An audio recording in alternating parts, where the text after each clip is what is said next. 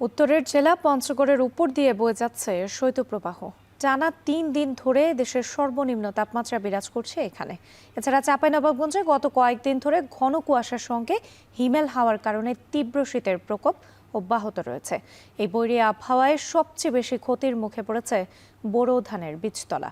এতে বোরো আবাদ নিয়ে চরম দুশ্চিন্তায় পড়েছেন কৃষকরা। এ নিয়ে আরও জানাতে পঞ্চগড় থেকে যুক্ত হয়েছেন লুৎফর রহমান ও চাঁপাইনবাবগঞ্জের আলীনগর থেকে যুক্ত হবেন সোহান মাহমুদ। আমরা শুরুতেই যাচ্ছি উত্তরের জেলা পঞ্চগড়ে লুৎফর রহমানের কাছে। লুৎফর, আজ পঞ্চগড়ের তাপমাত্রা কত, শীতের দাপটি বা কেমন দেখছেন? এছাড়া সাধারণ মানুষকে রক্ষায় কোনো ধরনের সরকারি বা সামাজিক উদ্যোগ নেওয়া হচ্ছে কিনা?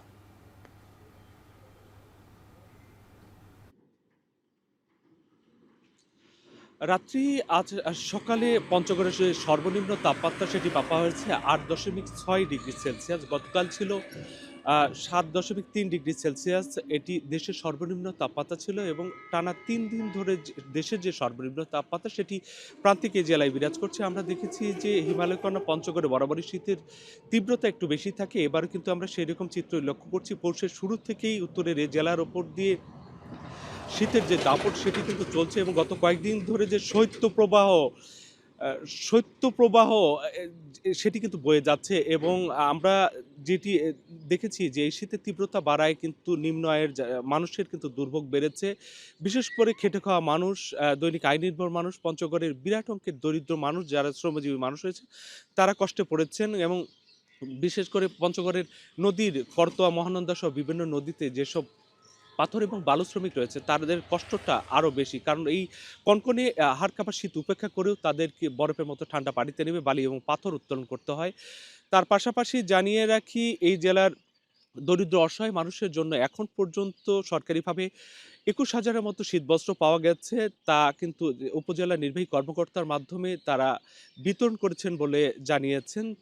তবে এ জেলার নিম্ন আয়ের অসহায় মানুষের সাথে আমরা কথা বলেছি, তারা আমাদের জানিয়েছেন বিরাট অঙ্কের দরিদ্র মানুষের সংখ্যার তুলনায় যে বরাদ্দ সেটি কিন্তু খুবই কম এবং জেলা প্রশাসনের পক্ষ থেকে আরও বরাদ্দ চেয়ে পাঠানো হয়েছে। আর এছাড়াও আমরা দেখেছি কিছু স্বেচ্ছাসেবী প্রতিষ্ঠানও কিন্তু প্রান্তিক জেলার যারা অসহায় দরিদ্র শীতার্ত রয়েছেন তাদের পাশে দাঁড়িয়েছেন।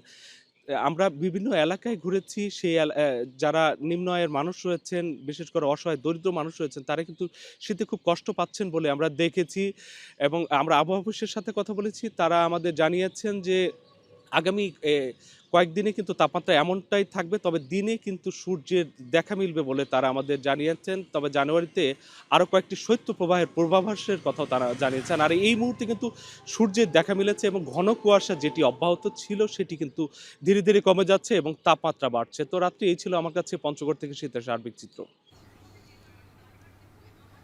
পঞ্চগড়ের খবর শুনছিলাম, এবার একটু যেতে চাই চাঁপাইনবাবগঞ্জের সোহানের কাছে। সোহান, আপনার কাছে জানতে চাই, শীত কুয়াশায় কতটা ক্ষতির মুখে বীজতলা, আর এগুলো রক্ষায় কৃষকরা কোনো পদক্ষেপ নিচ্ছেন কিনা?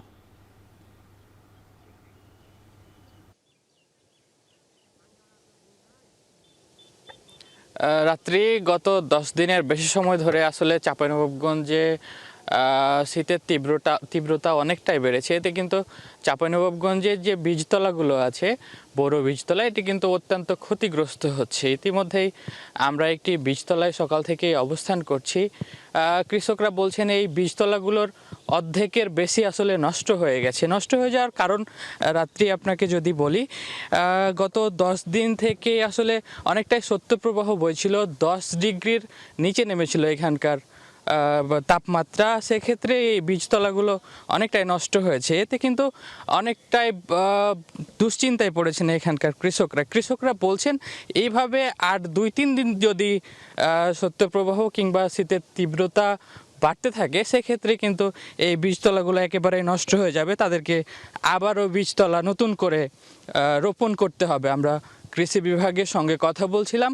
কৃষি বিভাগের পরামর্শ হচ্ছে যে এই বীজতলাগুলো পলিথিন দিয়ে ঢেকে দিলে আসলে অনেকটা এই ক্ষতিগ্রস্ত থেকে বেঁচে যাবেন এখানকার কৃষকরা বলছেন এখানে যাদের বীজতলা নষ্ট হয়ে যায় তারা মূলত বিভিন্ন এলাকা থেকে এই ধানের চারাগুলো কিনে এনে রোপণ করেন। তবে এই বীজতলাগুলো নষ্ট হয়ে গেলে আসলে ধানের চারার দাম অনেকটা বৃদ্ধি পাবে। এখানে আসলে এই বীজতলাগুলোর যে চারা, এগুলো বিক্রি হয় পণ হিসেবে। আপনাকে যদি পনের একটু হিসেব আপনাকে একটু শোনাতে চাই। আসলে এই 600 থেকে 800 টাকা পণ আসলে এখানে বিক্রি হয়। 1 বিঘা জমিতে প্রায় 5 থেকে 6 কেজি ধান আসলে এই বীজতলাগুলোতে রোপণ করার পরে যে চারা উৎপাদন হয়, এই চারা থেকে মূলত এই বীজতলাগুলোর চারা তুলে এই ধানগুলো রোপণ করা হয়, সেখান থেকে ধান উৎপাদন হয়। তো যে অবস্থায় এখন পড়েছেন কৃষকরা দুশ্চিন্তায় আছেন। আমার সামনে দাঁড়িয়ে আছেন 2জন কৃষক, তাদের সঙ্গে কথা বলছিলাম। তারা বলছেন অনেকটাই দুশ্চিন্তায় রয়েছেন, তাদের যে অবস্থা এখন একেবারে নাজুক। তারা বলছেন যে কালকে থেকে আসলে অনেকটাই সূর্যের দেখা মিলেছে, যদি সূর্য কিংবা রোদ উঠে তাহলে তারা অনেকটাই দুশ্চিন্তা মুক্ত হবেন। তো রাত্রি এই ছিল আমার কাছে চাঁপাইনবাবগঞ্জ থেকে বীজতলা নিয়ে সবশেষ পরিস্থিতি।